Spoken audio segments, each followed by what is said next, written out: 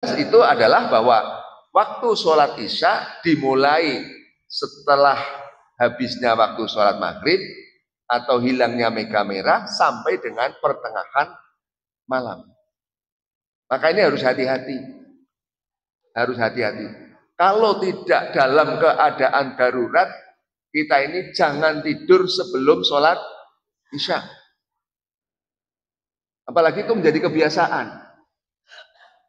Menjadi kebiasaan.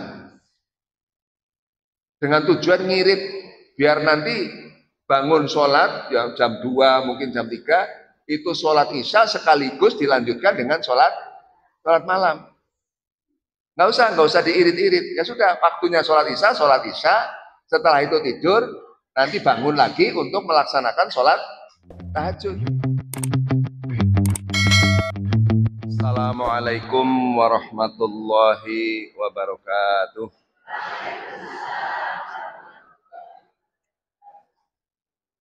Alhamdulillah alladzi hadana li hadza wa ma kunna linahtadiya laula an hadana Allah. Asyhadu an la ilaha illallah wahdahu la syarika lah wa asyhadu anna Muhammadan abduhu wa rasuluh. Allahumma shalli wa sallim ala Muhammad wa ala alihi wa sahbihi wa man ittaba'al huda ila yaumil qiyamah. Amma ba'du. Rabbi shrah li sadri wa yassir li amri wahlul 'uqdatam min lisani yafqahu qawli. Bapak-bapak, ibu-ibu, hadirin jamaah jihad pagi rahimakumullah. Alhamdulillah, kita bersyukur atas rahmat dan nikmat Allah Subhanahu wa taala pada kesempatan pagi yang cerah ini kita bisa kembali hadir untuk bersama-sama melakukan kajian jihad pagi. Pada pagi hari ini kita nanti akan masih melanjutkan tentang pembahasan waktu-waktu sholat. Salawat dan salam semoga senantiasa dilimpahkan kepada junjungan kita Nabi Muhammad Sallallahu Alaihi Wasallam, keluarga, para sahabat, dan juga kepada semua pengikutnya yang senantiasa mentaati sunnah-sunnahnya. Bapak dan Ibu yang saya hormati, berkaitan dengan waktu-waktu sholat, meskipun ini sudah kita praktekkan, sudah kita laksanakan dalam melaksanakan sholat fardu sehari semalam 5 kali, tetapi kita perlu untuk mendalami, mengetahui tentang dasar-dasarnya, dan nanti ada beberapa hal yang perlu untuk betul-betul kita perhatikan agar supaya ibadah sholat kita sesuai dengan apa yang diajarkan oleh Rasulullah Shallallahu Alaihi Wasallam.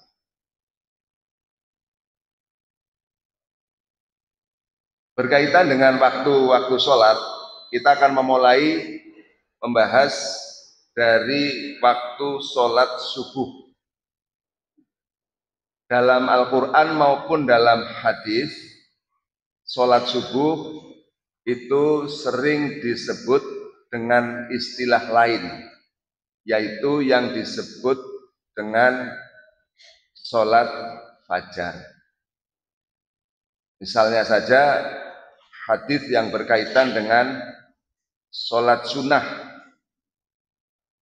yang sangat diutamakan, yaitu 2 rakaat sebelum fajar.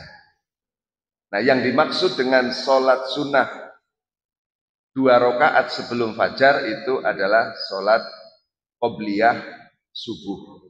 Jadi istilah fajar seringkali digunakan untuk menunjukkan dalam pengertian atau yang dimaksud adalah sholat subuh.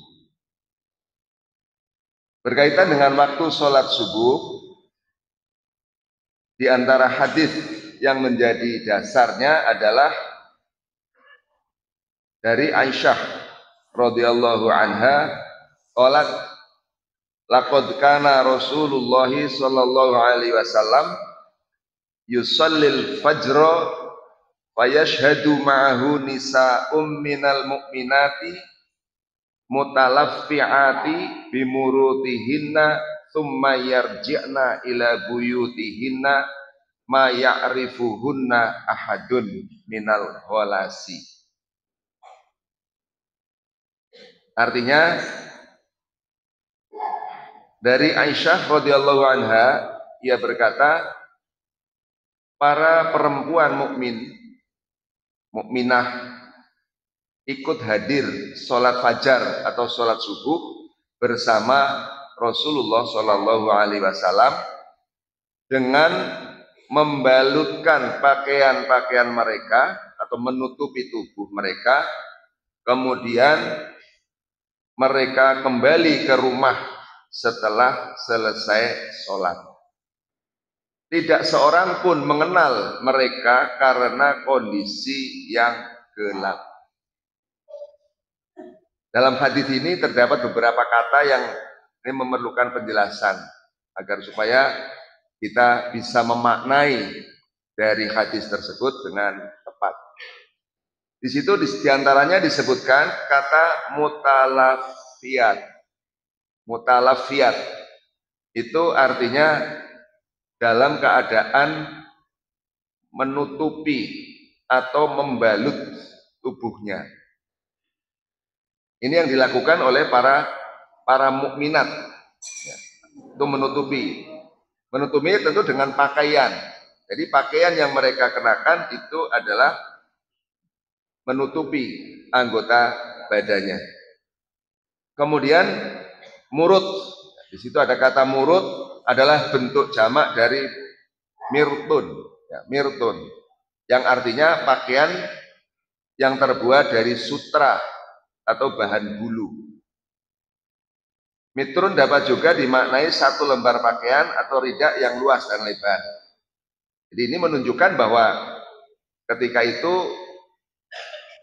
bisa jadi karena hawanya dingin, bisa jadi karena memang ini menunjukkan atau memberikan pelajaran kepada kita bagi wanita-wanita itu ketika mendatangi sholat berjamaah di masjid itu mengenakan pakaian yang rapat. Mengenakan pakaian yang rapat. Jangan berjamaah di masjid memakai celana training, apalagi celana pendek.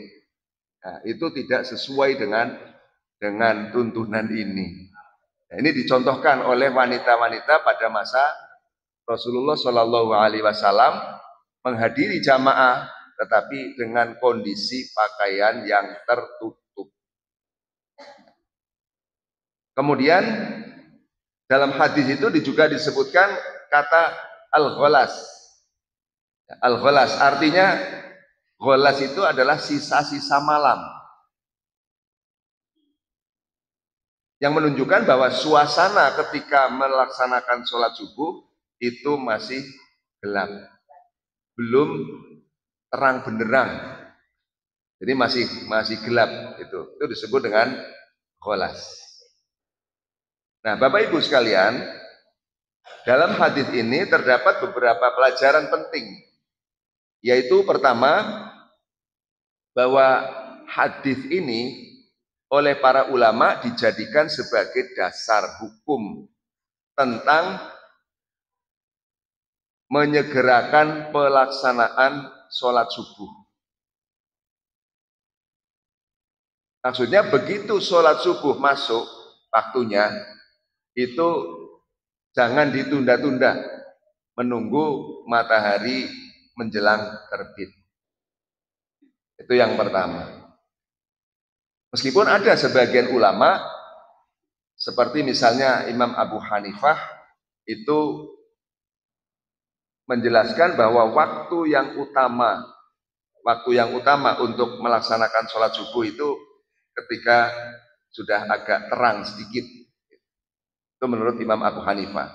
Tetapi menurut imam mazhab yang lain itu menjelaskan bahwa waktu awal itu lebih diutamakan. Kemudian yang kedua, pelajaran yang kedua dari hadis itu bahwa kaum wanita itu diperbolehkan mendatangi masjid untuk melaksanakan sholat berjamaah. Ini penting untuk kita pahami karena ada sebagian paham bahwa wanita itu dianjurkan untuk tidak datang ke masjid sholat berjamaah. Ada yang berpandangan seperti itu. Nah, dalam hadis yang diriwayatkan oleh Sayyidah Aisyah itu justru menjelaskan bahwa para wanita itu datang ke masjid untuk melaksanakan sholat subuh berjamaah. Nah, yang dicontohkan memang hanya sholat subuh. Tetapi ini memberikan pengertian bahwa pada prinsipnya wanita-wanita itu juga sama. Itu untuk mendatangi sholat berjamaah di masjid. Kemudian yang ketiga, jika kaum wanita diperbolehkan hadir sholat berjamaah di masjid pada malam hari, maka tentu atau apalagi ketika di waktu siang hari. Bagi orang yang berpandangan bahwa wanita dianjurkan untuk tidak sholat berjamaah karena dikhawatirkan menimbulkan ada gangguan, ada gangguan. Nah, tetapi yang dicontohkan dalam hadis ini, waktu masih gelap pun mereka mendatangi sholat berjamaah. Apalagi kalau waktunya misalnya waktu zuhur, waktu asyar, waktu maghrib, ya itu kan masih lebih terang ya, waktu isya juga. Ini menunjukkan bahwa setiap waktu sholat para wanita itu diperbolehkan untuk mendatangi sholat berjamaah di masjid. Ulama sepakat bahwa waktu subuh dimulai sejak terbit fajar. Yang dimaksud fajar di sini adalah fajar sodik. Ya, karena fajar itu ada dua. Ada yang disebut dengan fajar kadhib, yang seolah-olah itu ada sinar itu, tetapi itu hanya sekilas, kemudian nanti hilang. Nah, lalu nanti ada muncul lagi tanda-tanda putih di arah timur, itu yang menunjukkan bahwa itu fajar yang sesungguhnya. Itulah yang disebut dengan fajar sodik. Nah, fajar sodik itulah menurut para ulama disepakati sebagai batas awal masuknya waktu sholat subuh. Dan akhir waktu sholat subuh menurut para ulama itu adalah sampai dengan menjelang terbitnya matahari. Sesuai dengan hadis yang diriwayatkan dari Abu Hurairah, qala naha Rasulullah sallallahu alaihi wasallam an sholataini ba'dal fajri hatta tatlu asy-syamsu wa ba'dal asri hatta taghruba asy-syamsu. Hadis dari Abu Hurairah, Rasulullah sallallahu alaihi wasallam bersabda, Rasulullah sallallahu alaihi wasallam melarang dari dua macam sholat, yaitu 2 rakaat setelah sholat subuh hingga terbit matahari, dan 2 rakaat setelah asar hingga matahari terbenam. Ini 2 waktu yang tidak boleh. Nah, itu menjadi dasar batas akhir waktu sholat subuh adalah menjelang terbitnya matahari.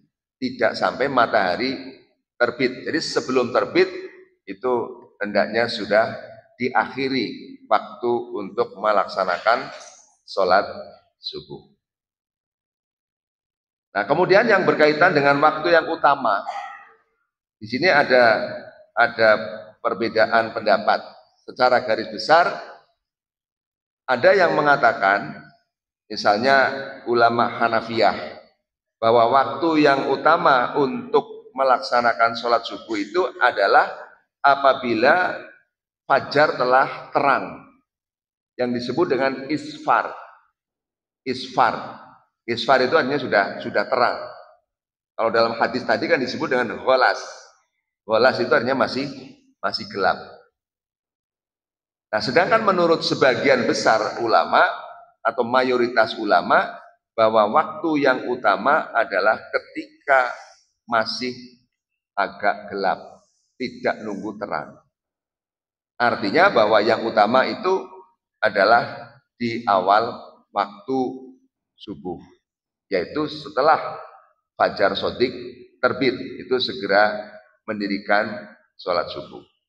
Dalam hadis yang diriwayatkan dari Rafi' bin Khudij, qala sami'tu Rasulullah sallallahu alaihi wasallam yaqulu asfiru bil fajri fa innahu a'dhamu lil ajri. Dari Rafi' bin Khudij, ia berkata, aku mendengar Rasulullah sallallahu alaihi wasallam bersabda, sholatlah subuh ketika waktu mulai terang pagi, karena itu lebih banyak pahalanya. Kemudian dalam hadis yang diriwayatkan oleh Al-Bukhari dan Muslim, Rasulullah Shallallahu Alaihi Wasallam bersabda ketika ditanya ayul amali afdal, qala as-sholatu ala miqatiha. Nah, hadis ini menunjukkan bahwa sholat yang paling utama itu adalah pada waktunya. Jadi begitu masuk waktu sholat, itu disegerakan menjalankan sholat. Itu berkaitan dengan waktu sholat subuh. Selanjutnya adalah sholat duhur. Jadi tadi waktu subuh batasnya adalah ketika sudah terbit fajar shodiq sampai menjelang terbitnya matahari.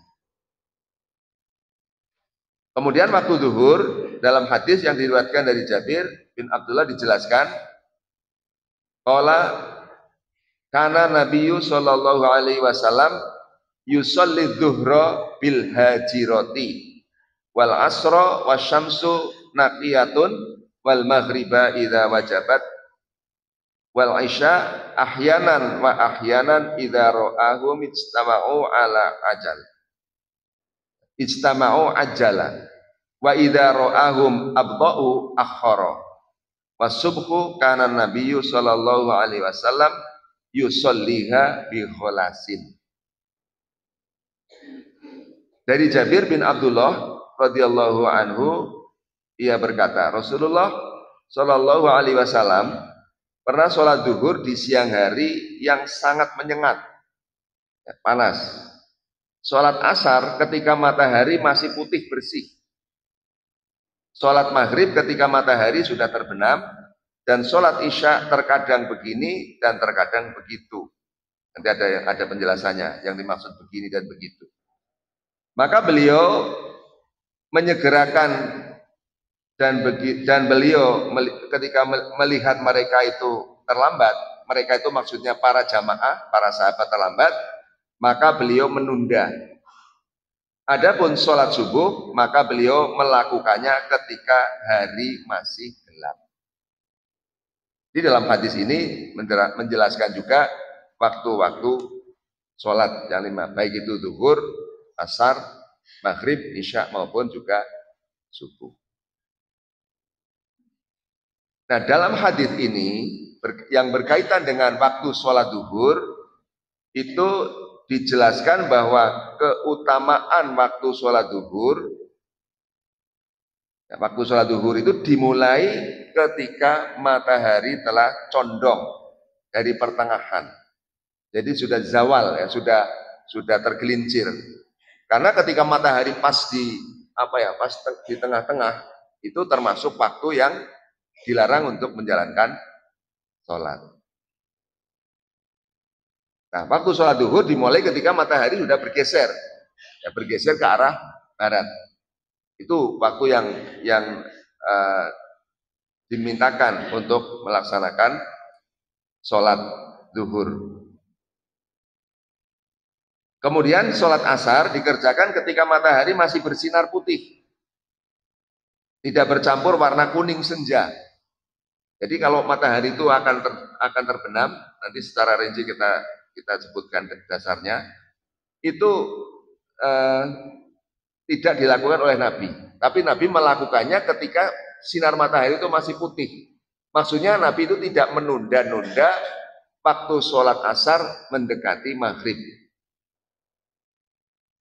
Nah, ukurannya adalah ketika bayangan benda seperti panjang bendanya setelah waktu zawal atau tergelincirnya matahari. Atau setelah berakhirnya waktu zuhur, maka ketika itu masuk waktu sholat asar. Kalau dalam hadis-hadis itu dikatakan ukurannya itu dengan benda. Jadi kalau bayangan benda ini sudah melebihi dari bendanya itu, maka itu berarti sudah masuk waktu asar. Kalau sekarang sudah dengan perhitungan yang modern, sehingga tidak usah melihat-lihat benda, tapi kita cukup melihat jam.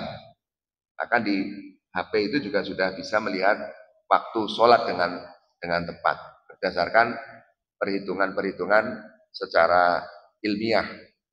Itu lebih tepat, lebih akurat. Nah, dari hadis itu ada beberapa pelajaran penting yang bisa kita ambil. Bahwa keutamaan di dalam sholat zuhur itu adalah bersegera melaksanakannya. Kecuali ini ada pengecualian dalam keadaan panas yang luar biasa. Ya, panas terik itu maka diperbolehkan untuk agak menunda waktu sholat zuhur, menunggu agak redup. Di dalam hadis yang bersumber dari Abu Hurairah dijelaskan, idza shtaddal harru fa abridu anis sholati fa inna shiddatal harri min faihi jahannam. Jika panas terik, sangat terik, panas sekali, maka sholatlah menunggu teduh, karena panas yang sangat terik dari uapnya neraka jahanam. Ini tentu dalam konteks pada waktu itu. Kalau sekarang kelihatannya sudah bisa diatasi, karena masjid-masjid musola sudah menggunakan pendingin ruangan, bisa dengan kipas angin, bisa dengan AC, ya, sehingga ya ini tidak ada alasan gitu ya, tidak ada alasan untuk kepanasan, ya, secara umum seperti itu. Tetapi pada prinsipnya bahwa ketika suasana memang betul-betul panas, maka itu diperbolehkan untuk menunda waktu sholat zuhur sampai agak dingin, ya, cuacanya agak dingin. Tapi tentu juga jangan sampai nanti kebablasan sampai masuk waktu sholat asar. Nah, kesimpulan dari hadis ini, yang pertama bahwa diutamakan itu menyegerakan sholat zuhur. Utamanya itu tetap di awal waktu, sebagaimana hadis yang pernah kita bahas bahwa amal yang utama itu adalah diantaranya sholat pada awal waktunya. Kemudian waktu utama pelaksanaan ini nanti kalau sholat yang lain ya di waktu sholat isya itu nanti ada penjelasannya tersendiri. Kemudian diperbolehkan untuk menunda sedikit waktu sholat zuhur ketika keadaan panas yang sangat atau sangat terik, mataharinya sangat terik, itu diperbolehkan. Itu mengenai sholat zuhur. Jadi sholat zuhur dimulai sejak tergelincirnya matahari sampai dengan bayangan ini, jadi sebelum bayangan ini menyamai panjangnya benda, itu waktu sholat zuhur. Kemudian sholat asar. Bapak Ibu sekalian, sholat asar ini termasuk sholat yang sangat ditekankan, mendapatkan perhatian yang khusus di dalam Al-Quran. Misalnya disebutkan dalam surat Hud ayat 114, Allah berfirman, wa aqimis sholata torofayin nahari wa zulafam minal lail innal hasanati yulhibnas sayyiat dzalika dzikra lidzakiri. Dirikanlah sholat pada kedua ujung hari. Ini secara disebutkan dua ujung hari. Nah, apa yang dimaksud dengan dua ujung hari? Itu adalah sholat pagi dan sholat petang. Sholat pagi itu yang dimaksud, ujung pagi itu adalah sholat subuh, dan ujung sorenya atau malamnya itu adalah sholat asar. Ini sangat ditekankan di dalam ayat ini tentang kedua sholat ini. Dan pada bagian-bagian malam, sesungguhnya perbuatan-perbuatan baik menghapus kesalahan-kesalahan. Itu adalah peringatan bagi orang-orang yang selalu mengingat. Kemudian juga di surat Al-Baqarah ayat 238, Allah memerintahkan hafidhu alas sholawati wassolatil wusta waqumu lillahi qanitin. Ayat ini ada dua pesan besar, pesan utama. Yang pertama, kita diperintah agar supaya menjaga sholat kita. Artinya seluruh sholat itu harus dijaga. Dijaga baik itu dari segi waktunya, dijaga dari segi tata caranya, dijaga dari segi kekhusyuannya, dan seterusnya. Ini harus kita jaga sholat itu. Jangan sampai sholat itu terlewatkan atau kita lakukan tidak sesuai dengan apa yang diajarkan oleh Rasulullah. Tetapi di sini dikhususkan wassolatil wusta, wassolatil wusta, dan sholat wusta. Nah, sholat wusta itu ada yang menjelaskan bahwa sholat wusta itu adalah sholat asar. Dalam hadis yang diriwayatkan oleh Al-Bukhari dan Muslim, Rasulullah Shallallahu Alaihi Wasallam pernah bersabda, "Man shollal bardaini dakhalal jannah." Barang siapa yang selalu memelihara sholat pada dua waktu dingin, dua waktu dingin, yang dimaksud dengan al-bardaini dalam hadis ini adalah sholat subuh dan sholat asar. Siapa saja yang menjaga kedua sholat dingin itu, yaitu sholat subuh dan sholat asar, dakhalal jannah, yaitu akan masuk surga. Nah, hadis ini memberikan penekanan betapa pentingnya kita untuk menjaga sholat itu. Tentu bukan berarti sholat yang lain tidak perlu dijaga. Tapi sholat subuh dan sholat asar ini betul-betul ditekankan, mendapatkan perhatian secara spesifik. Ya, disebutkan di dalam Al-Quran maupun di dalam Al-Hadis. Nah, ini menunjukkan bahwa kedua sholat ini ada keutamaan. Sehingga kita harus menjaga betul-betul. Jangan sampai kita terlewatkan dari kedua sholat ini. Nah, mengenai batas waktu sholat asar, ya, sholat asar itu dimulai sejak berakhirnya waktu sholat zuhur. Jadi ketika waktu sholat zuhur itu sudah habis, maka ketika itu berarti masuk waktu sholat asar. Kalau dalam kitab-kitab fikih itu disebutkan dengan tadi ukuran benda, ukuran bayangan benda, yaitu apabila bayangan suatu benda itu telah melebihi benda itu. Jadi kalau misalnya ada tongkat, ya tongkat itu misalnya 100 meter, 100 cm. Nah, bayangannya itu sudah lebih dari 100 cm. maka itu menunjukkan bahwa waktu sholat asar telah tiba, telah masuk. Itu kalau dalam perhitungan-perhitungan ketika itu ya, karena alat-alat modern ini belum tercipta, sehingga ukuran yang paling mudah dipahami oleh masyarakat itu adalah secara visual, yaitu dengan mengukur. Ini ada benda, misalnya dibawa keluar.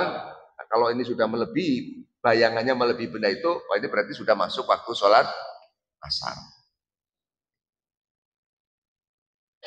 Disebutkan bahwa wa awwalu waqtil asri idza sara dhillu kulli syai'in mithlahu wa zada adna ziyadatin.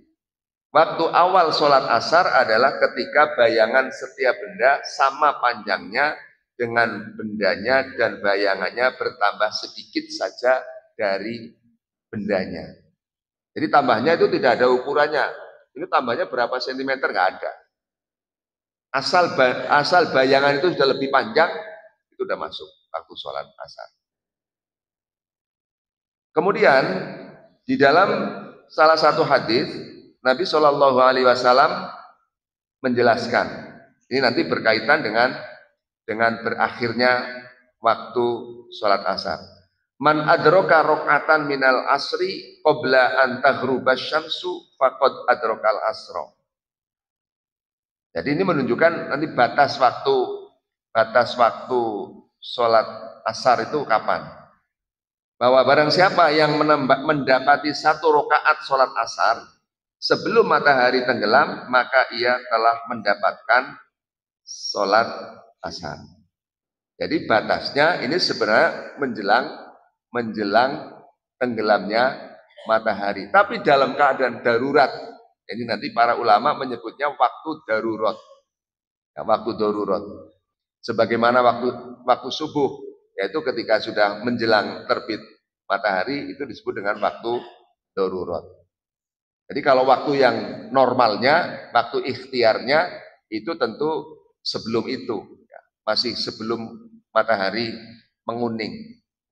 Itu waktu sholat asar. Dan utamanya dilakukan pada awal waktu. Nah, meskipun demikian, di dalam hadis ini disebutkan seperti itu, tetapi mayoritas ulama mengatakan bahwa melakukan sholat asar tatkala matahari sudah mulai menguning, itu yang menandakan itu menjelang maghrib, hukumnya makruh. Hukumnya makruh. Itu hanya boleh dilakukan ketika dalam keadaan terpaksa. Dalam keadaan terpaksa. Misalnya tertidur, ya, tertidur, tiba-tiba bangun itu sudah mepet waktunya. Nah, itu masih tetap diperbolehkan. Tapi tertidur, bukan sengaja menidurkan diri. Nah, sudah tahu kalau itu udah jam 3, mapan turu, ya. Nah, itu namanya bukan tertidur, itu memang sengaja tidur, ya. Bukan itu yang dimaksud. Ya, memang betul-betul tertidur ya karena kondisi tertentu, mungkin capek, mungkin bisa juga mungkin kurang enak badan, kondisinya memang ya loyo gitu, sehingga dia betul-betul tertidur. Nah, tapi kita juga harus mengingat, ini kan sudah jam 3, 5 menit lagi masuk waktu asar, ya kita tahan. Kalau memang terpaksa, tidurnya setelah sholat asar. Nah, pendapat ulama tersebut yang mengatakan bahwa sholat asar yang dilakukan ketika matahari sudah mulai menguning hukumnya makruh, itu berdasarkan hadis yang diriwayatkan dari Anas, bahwa Rasulullah Shallallahu Alaihi Wasallam pernah bersabda, tilka sholatul munafiki, tilka sholatul munafiki, yajlisu yarqubu syamsa hatta idza kanat baina qarnai syaitani qoma fanaqaraha arba'an la yadhkurullaha fiha illa qalila. Artinya itulah sholatnya orang munafik. Kata ini hadis ya, bukan kata saya. Ini hadis. Itulah sholatnya orang munafik. Ia duduk menanti matahari di antara dua tanduk setan. Lalu ia berdiri dan melaksanakan sholat 4 rakaat dengan cepat. Jadi ini maksudnya, ya, hadis ini, apabila kita bersantai-santai, ya bersantai-santai atau bersibuk-sibuk diri dengan perbuatan apa saja, sehingga menunda waktu sholat asar itu sampai matahari itu sudah menguning, oleh Nabi dikatakan bahwa itu adalah munafik. Ya, sholatnya orang munafik. Nah karena itulah maka ulama memberikan batasan bahwa itu makruh dilaksanakan. Makruh dilaksanakan. Jadi harus dihindarkan. Karena ketika seperti itu, misalnya kita disibukkan, apalagi bersantai-santai tanpa ada alasan apapun, kita menunda sampai tahu-tahu ternyata matahari sudah condong ke barat, sudah menguning. Nah maka bisa diduga sholatnya itu tidak bisa khusyuk. Nah maka itu oleh Rasulullah disebutkan sebagai sholatnya orang munafik. Nauzubillah min dzalik. Nah yang dicontohkan oleh Rasulullah Shallallahu Alaihi Wasallam seperti disebutkan dalam hadis Al Bukhari dan Muslim, karena Rasulullah Shallallahu Alaihi Wasallam yusallil asra wasyamsu murtafi'atun hayatun. Bahwa Rasulullah Shallallahu Alaihi Wasallam melaksanakan sholat asar ketika matahari masih tinggi. Ini contoh Nabi. Ketika matahari masih tinggi, maksudnya matahari ini belum turun menjelang tenggelam. Tidak berubah sinar dan panasnya, jadi masih panas. Kalau seperti sekarang ini karena ini cuacanya panas, kita masih terasa panas. Itu yang dilakukan oleh Rasulullah Shallallahu Alaihi Wasallam. Itu berkaitan dengan waktu sholat asar. Jadi Bapak Ibu sekalian, kita usahakan bahwa sholat asar itu kita lakukan begitu masuk waktunya, tidak usah menunggu matahari sudah menguning, kecuali dalam keadaan darurat itu masih diperbolehkan. Artinya ini jangan sampai kita, wah ini sudah menguning matahari, nggak usah sholat sekalian. Nah itu tidak seperti itu. Tapi dalam keadaan yang normal, tentunya kita mendahulukan atau menyegerakan sholat asar. Kemudian yang berikutnya adalah waktu sholat maghrib. Ya, waktu sholat maghrib.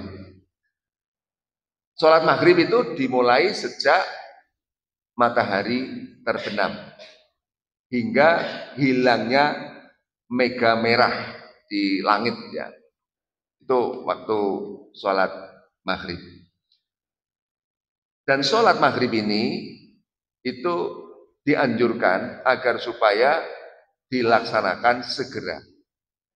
Karena waktu sholat maghrib itu sangat pendek. Waktunya itu sangat pendek. Kalau sekarang itu mungkin kira-kira ya hanya sekitar 90 menit mungkin ya, jarak mulai awal sampai dengan akhirnya.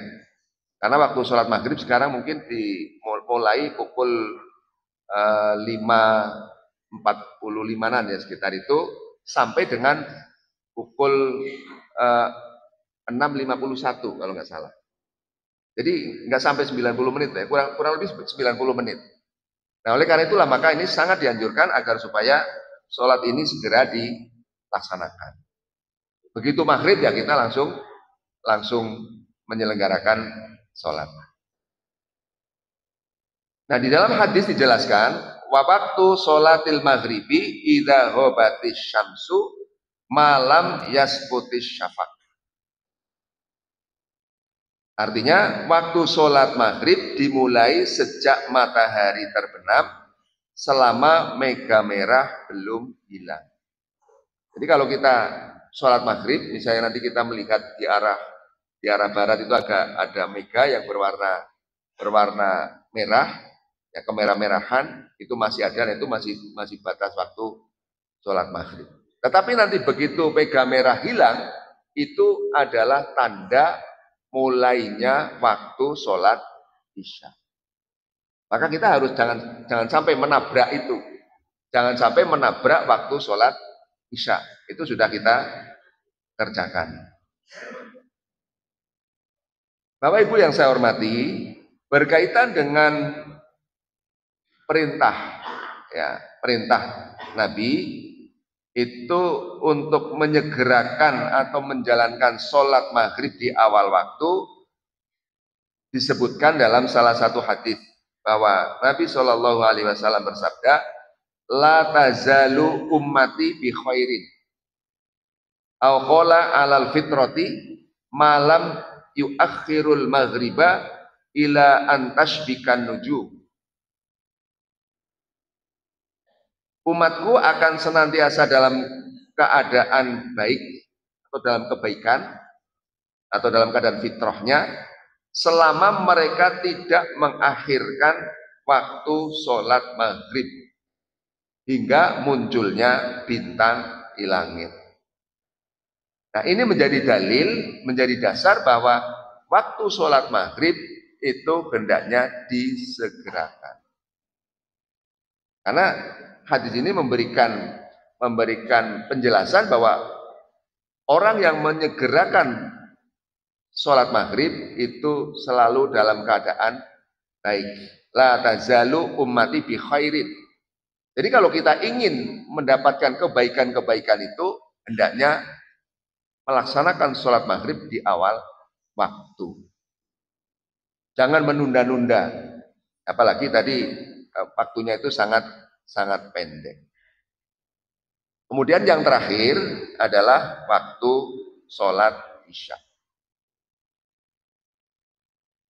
Nah, ini nanti ada dua hal sholat isya itu. Apakah sholat isya itu dilaksanakan pada awal waktunya atau diakhirkan? Lalu bagaimana yang dicontohkan oleh Rasulullah Shallallahu Alaihi Wasallam? Dan juga berkaitan dengan kapan batas akhir waktu sholat isya. Batas akhirnya itu kapan? Ini penting untuk kita pahami agar supaya kita terjaga sholatnya. Bagaimana perintah di dalam ayat tadi, hafidhu alas sholawati was sholatil wusta.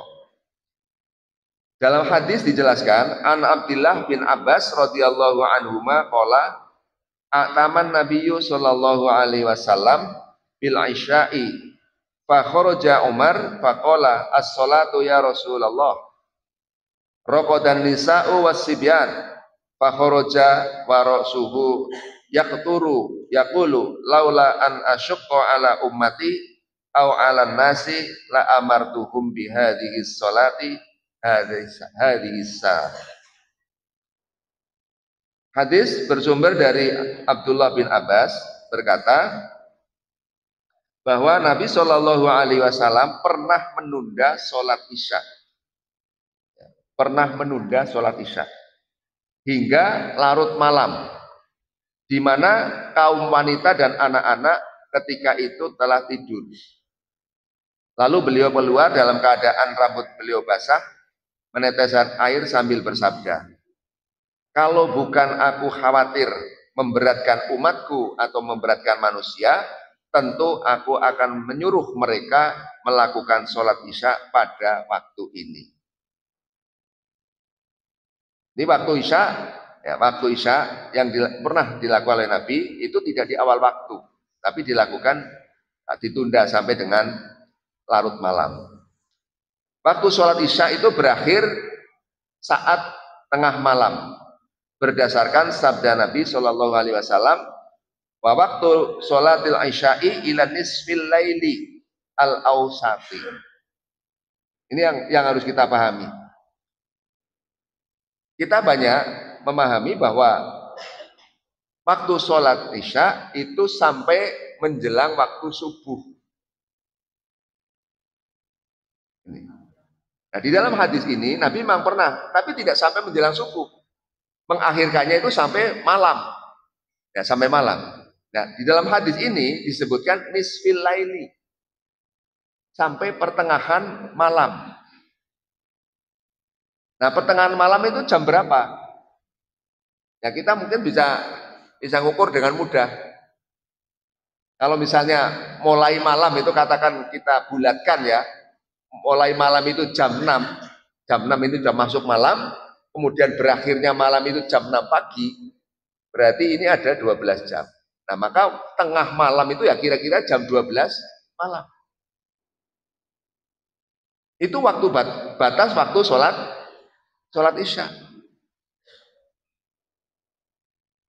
Nanti ada beberapa penjelasan. Ini yang disebutkan oleh para ulama. Misalnya diantaranya Ibnu Hajar al-Asqalani, seorang ulama hadis, mengatakan walam aro fim tidak di waktil isya'i ila tulu'il fajri hadithan sorihan yakbut.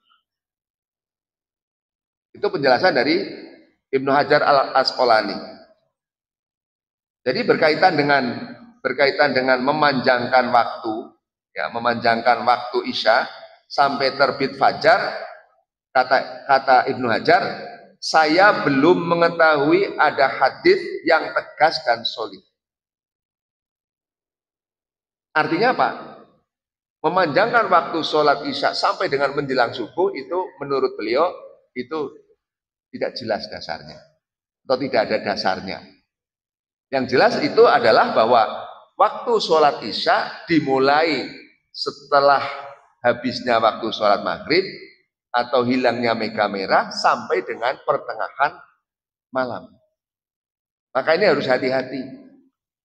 Harus hati-hati. Kalau tidak dalam keadaan darurat, kita ini jangan tidur sebelum sholat Isya. Apalagi itu menjadi kebiasaan. Menjadi kebiasaan. Dengan tujuan ngirit, biar nanti bangun sholat, ya, jam 2, mungkin jam 3, itu sholat Isya sekaligus dilanjutkan dengan sholat malam. Nggak usah diirit-irit. Ya sudah, waktunya sholat Isya, setelah itu tidur, nanti bangun lagi untuk melaksanakan sholat tahajud. Jangan sampai, saya mau mengirit gini, dalam rangka efisiensi. Ya. Sekarang kan lagi musimnya efisiensi. Ya. Jadi efisiensi waktu, maka digabung. Jadi begitu sholat maghrib selesai, mungkin mengerjakan sesuatu, lalu tidur, belum sholat Isya. Dibablas ya, dilanjutkan sampai dengan